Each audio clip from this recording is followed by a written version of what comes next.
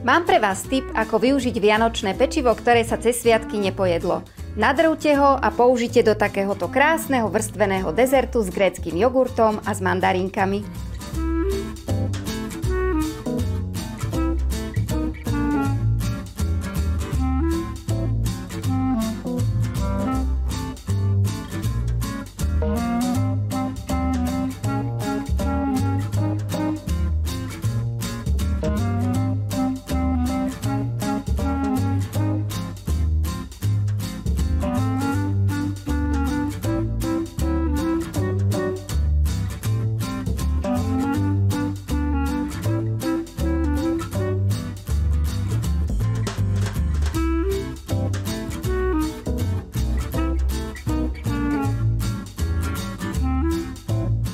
Stovky receptov nie len na takéto odľahčené dezerty hľadajte na našom portáli Varecha.sk a ďalšie perfektné recepty pre vás chystáme v našom krásnom mesačníku Varecha.